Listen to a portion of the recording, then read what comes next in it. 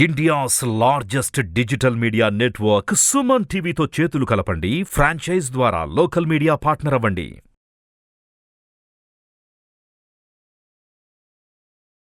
నమస్తే లత గారు. నమస్తే అమ్మ. ఎస్పెషల్లీ సుమన్ టీవీ తరపు నుంచి, నా తరపు నుంచి, మా ప్రేక్షకుల తరపు నుంచి దీపావళి శుభాకాంక్షలు. చాలా మంది మన ఈ ఎపిసోడ్ చూసిన తర్వాత కింద కామెంట్స్లో పెడుతూ ఉంటారు, మీరు ఏదైతే చెప్పారో అది జరుగుతుంది, మాకు మీ దాకా రాకుండానే కొన్ని పరిష్కారాలు తెలుస్తున్నాయి, తెలుసుకోగలిగాము అని చెప్పి. సో అలాగా దీపావళికి సంబంధించి ప్రతి ఒక్కళ్ళు సెలబ్రేట్ చేసుకుంటూ ఉంటారు. చిన్న పెద్ద అనే తారతమ్యం లేకుండా ప్రతి ఇంట్లోనూ దీపం ఖచ్చితంగా వెలుగుతుంది ఈరోజు. అవును. సో ఈ రోజు ప్రత్యేకించి నరక చతుర్దశి, దీపావళి తిథి రెండు ఒకే రోజు రావడం చూస్తూ ఉన్నాం.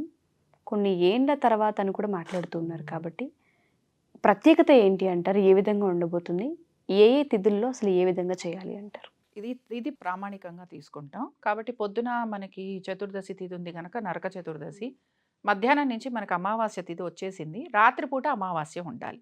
మనకి దీపావళికి అది ఇంపార్టెంట్ అనమాట. రాత్రి అమావాస్య ఉంటేనే మనం ఆ పండగ జరుపుకోవటం అనేది జరుగుతుంది. సరే, నరక చతుర్దశి రోజు చాలామందికి మనం ఏదో స్నానం చేసేసాం, టపాకాయలు కాల్చాం అలా అనుకుంటారు. కానీ నరక చతుర్దశి రోజున ఇంపార్టెంట్ పనులు రెండు చేయాలి. ఒకటి, తెల్లవారక ముందే, అంటే సూర్యుడు ఇంకా ఉదయించక ముందరే ఖచ్చితంగా నువ్వుల నూనెతోటి అభ్యంగన స్నానం చేయాలి. ఈ అభ్యంగన స్నానం చేయటం ఎవరికి మంచిది అనేది చూద్దాం. శారీరకంగా ఎవరైతే వీక్గా ఉంటారో, అలాగే ఎవరికైతే ఎప్పుడూ రిపీటెడ్గా డ్రై స్కిన్ ప్రాబ్లమ్స్ ఉంటాయో, ఎవరికైతే జాతకపరంగా బుధుడు వీక్గా ఉంటాడో, వారు ఖచ్చితంగా ఈ అభ్యంగన స్నానం చేయాలి. అంటే నువ్వుల నూనెతోటి చక్కగా మొత్తం ఒంటికి రాసుకొని, మొహానికి కూడా, కాళ్ళకి, మొత్తం అనమాట. అభ్యంగనం అంటే పైనుంచి కింద వరకు చేస్తే వారికి ఈ యొక్క ప్రాబ్లం అనేది, అలాగే శని వలన ఇబ్బందులు పడుతున్న వాళ్ళు ఎవరైతే ఉంటారో, మామూలుగా ఇప్పుడు ఏళ్ళనాడు శనిలో ఉన్న అన్ని రాసుల వాళ్ళు 10, 11, 12 అంటే మకర, కుంభ, మీన, అలాగే కర్కాటక రాశి వాళ్ళు, వీళ్ళు ఖచ్చితంగా అభ్యంగన స్నానం మర్చిపోకుండా చేయాలి. అంటే దీని వలన ఫస్ట్ శని, ఏళ్ళనాడు శని ప్రభావం అనుకో, అష్టమ శని అనుకో, అర్ధాష్టమ శని అనుకో, అలాగే శని దోషం ఉన్నవాళ్ళు, అలాగే జాతకపరంగా శని దశ నడుస్తున్న వాళ్ళు, వీళ్ళందరూ కూడా ఈరోజు ముఖ్యంగా తెల్లవారుజామున, అంటే అందరూ చేయాలి, ఈ రాసుల వాళ్ళు ప్రధానంగా చేయాలి. అలాగే ఇందాక నేను చెప్పినట్టు స్కిన్ ప్రాబ్లమ్స్ ఉన్నవాళ్ళు, వాళ్ళు కూడా ఖచ్చితంగా చేయాల్సిందే. తర్వాత విషయం ఏమిటి అని అంటే, చాలా వరకు మనకి జాతకపరంగా కొన్నిసార్లు మనకి యాక్సిడెంట్స్ అవుతూ ఉంటాయి. కొన్ని జాతకాలలో తరచుగా ఆపరేషన్స్ అవుతూ ఉంటాయి. ఏదో ఒకటి ఆపరేషన్ జరుగుతూనే ఉంటుంది వారికి. వారు దేనికో వెళ్తారు, దేనికో ఒక ఆపరేషన్ అవుతుంది. అలాగే మన ఊరికే నడుచుకుంటూ వెళ్తున్నాం, ఎవరో ఒకళ్ళు వచ్చి గుద్దేస్తారు, లేదా ఏ కుక్కో కరుస్తుంది. ఇలాంటి వాళ్ళ జాతకాలు చూసినప్పుడు వాళ్ళకి నడుస్తున్న దశ అనేది పక్కన పెడితే, ఖచ్చితంగా వీళ్ళకి యాక్సిడెంట్స్ అవుతాయి, ఖచ్చితంగా వీళ్ళకి ఇలాంటి ప్రాబ్లమ్స్ ఉంటాయని మనం చెప్పేయచ్చు. అలాంటి వారు ఈరోజు ఖచ్చితంగా వీళ్ళు దీపం అనేది వెలిగించాలి. సరే, ఆ దీపం ఎలా వెలిగించాలి అనేది నేను తర్వాత చెప్తాను. ఇప్పుడు తర్వాత విషయం ఏమిటి అంటే, దీపావళి తిథి వచ్చినప్పుడు మనం ఏం చేస్తూ ఉంటామంటే, చక్కగా దీపాలంతా పెట్టుకుంటాం, అలంకరిస్తాం. ఆర్థికమైన సమస్యలతో ఇబ్బంది పడుతున్నవారు ఎవరున్నారు అని అంటే, మకర రాశి వారు ఆర్థికపరమైన ఇబ్బందులు పడుతున్నారు. దీంతో పాటు మీనరాశి వారికి సాధారణంగా డబ్బులు ఇదిగో వస్తాయి అంటారు, కానీ వాళ్ళకి ఇప్పటి వరకు రావన్నమాట. మీనరాశి వారు, కన్యా రాశి వాళ్ళు, ఈ రాశుల వాళ్ళు ఆర్థికపరమైన విషయాలలో ఇబ్బంది పడుతున్నారు. ఒకళ్ళకి రుణ బాధలు ఉంటే, ఒకళ్ళకి ఏంటంటే డబ్బులు చేతికి రాకపోవటం, ఇంకొకళ్ళకి ఏమిటి అని అంటే ఎలా చేస్తే డబ్బు వస్తుందో తెలియట్లేదు. అంటే ఏ పని చేసినా వాళ్ళకి కలిసి రాకపోవడం. అంటే వాళ్ళు పని చేస్తున్నారు కానీ రిజల్ట్ కనిపించట్లేదు. రిజల్ట్ ఎలా వస్తుంది ఉషా? నేను చేసిన పనికి నాకు ఆర్థికంగానో ఇంకో రకంగానో నాకు దాని ఫలితం కనిపించాలి, నాకు ఫలితం కనిపించట్లేదు. సో కన్యారాశి వారి పరిస్థితి ఏంటంటే ఫలితం కనిపించట్లేదు. ఇలాంటి వారు ఖచ్చితంగా ఈరోజు ఉపవాసం గనక ఉండగలిగితే, పొద్దున్నుంచి సాయంత్రం వరకు, ప్రదోషపు వేళ వరకు ఉపవాసం ఉండి, సాయంత్రం వేళ వీళ్ళు మనం అనుకున్నాం కదా, ధనత్రయోదశి నాడు ఎవరైతే శ్రీ సూక్తం చదువుతూ అమ్మవారి యంత్రం పెట్టుకొని ఎవరైతే ఇక్కడ అభిషేకం చేస్తూ ఉంటారో వారికి బాగుంటుందని చెప్పుకున్నాం. ఈ 3 రాసుల వారు గనక ఈరోజు సాయంత్రం ఆ పని చేస్తే, ఇప్పుడు మనం చెప్పుకున్న ఏవైతే వాళ్ళకి జరగట్లేదు అనుకుంటామో అవి ఖచ్చితంగా వాళ్ళకి జరుగుతాయి. అయితే ప్రదోషపు వేళలో 6 గంటల వేళలో అది మర్చిపోకూడదు, ఉపవాసం ఉండగలగాలి. తర్వాత విషయం ఏమిటి, మరి ఇందాక అనారోగ్యంగా ఉన్న వాళ్ళ పరిస్థితి ఏమిటి అనుకున్నాం, లేదా తరచుగా యాక్సిడెంట్స్ అయ్యేవాళ్ళు, లేదా తరచుగా ఆపరేషన్స్ అయ్యేవాళ్ళు. కొంతమందికి మానసికంగా వాళ్ళకి ఏదైనా జరిగిపోతుందేమో అని భయం ఉన్నవాళ్ళు. అలాగే ఆపరేషన్స్ వీటితో పాటుగా నాకేదైనా ప్రాణ నష్టం జరుగుతుందా అని చెప్పి భయపడిపోతూ నిద్రపోని వాళ్ళు కొంతమంది ఉంటారు. కొంచెం పెద్దవారు అయిపోయారు, లేక ఏదో ఒకటి ఉంది, నాకేదో ఎవరో చెప్పారు, 40 ఏళ్ళకి ఏదో గండం ఉందన్నారు, గండం ఉంది అన్నప్పటి నుంచి వీళ్ళకి నిద్ర పట్టదు. ఇలాంటి వారు ఇంకొంతమంది ఉంటారు. వీరు ఒక చిన్న ఉపాయం చేశారనుకో ఉషా, వారికి ముందర ఈ గండం అనేది తప్పిపోతుంది. ఈరోజు నరక చతుర్దశి రోజు మనం ఆరాధించాల్సిన దైవం ఎవరో తెలుసా? ఎవరు అని అంటే యముడిని ఆరాధించాలి. కాబట్టి యమదీపం అని పెడతారు. సో ఈ దీపానికి ఉన్న ప్రత్యేకత ఏంటి అని అంటే 4 ఒత్తులు వేయటం. 4 ఒత్తులు ఎర్రటి ప్రమిదలు తీసుకోవచ్చు, చక్కగా 4 ఒత్తులు వేసి నువ్వుల నూనె వాడాలి. కార్తీక మాసం అంతా ఓపిక ఉన్న వాళ్ళు మామూలుగా సోమవారాలు ఆవు నూనెతోటి దీపారాధన, ఆవు నెయ్యితో దీపారాధన చేసుకున్న చాలా వరకు కార్తీక మాసం అంతా కూడా నువ్వుల నూనెకే ప్రాధాన్యత. అందుకని నువ్వుల నూనెలో కూడా లక్ష్మీదేవి కొలువై ఉంటుంది. అందుకని మనం నువ్వుల నూనె వాడుతూ ఉంటాం. కాబట్టి ఏంటంటే ఇందులో నువ్వుల నూనె వేసి దాంతోపాటు ఒక లవంగం, అలాగే ఒక మిరియం, ఇవి 2 వేసి 4 దిక్కుల అంటే వెస్ట్ సైడ్లో దక్షిణం దిశగా మనం గనక ఈ దీపం పెడితే అక్కడ మనకి యమ బాధలు ఉండవు, శారీరకమైన కష్టాలు ఉండవు, లేకపోతే మనకు వచ్చే రుగ్మతలు తొలగిపోతాయి. అయితే ఇక్కడ నేను ఎందుకు ఈ 2 పదార్థాలు వేయమని చెప్పాను? వెయ్యకపోతే ఏమవుతుంది? వెయ్యకపోతే జరిగే నష్టం ఏమీ లేదు. కానీ వెయ్యటం వలన వచ్చే లాభం ఏమిటి అనంటే మానసికంగా పడుతున్న సంఘర్షణ, ఆరోగ్యపరంగా ఆపరేషన్స్ ఇలాంటివి జరుగుతున్నప్పుడు కొన్ని పదార్థాలు వాడటం వలన మనకి అవి తప్పిపోయే అవకాశాలు ఉంటాయి. అందుకని చెప్పడం జరిగింది. కాబట్టి ఎర్రటి ప్రమిద తీసుకోవచ్చు. అలాగే ఇంట్లోని ఆడవారి చేత స్వస్తిక్, అది కూడా కుంకుమతోటి వేయించటం. పసుపు కుంకుమ, కొంచెం కుంకుమతోటి స్వస్తిక్ వేసి కొంచెం పసుపు పెట్టి ఒక చిన్న ఇది దానిపైన ప్రమిద పెడితే, అది కూడా ఎవరు పెట్టాలి? ఎవరైతే ఇలాంటి ఇబ్బందులతో ఉన్నారో వారు గనక పెడితే ఖచ్చితంగా వారికి ఈ పడుతున్న బాధలు ఏవైతే ఉన్నాయో అవి తొలగిపోతాయి. కాబట్టి యమదీపం అందరూ పెడతారు, ప్రత్యేకించి వీరు పెడితే వీరికి అద్భుతంగా ఉంటుంది. కాబట్టి వీరి పని చేయొచ్చు, ఈ రాసుల వారు ప్రత్యేకించి.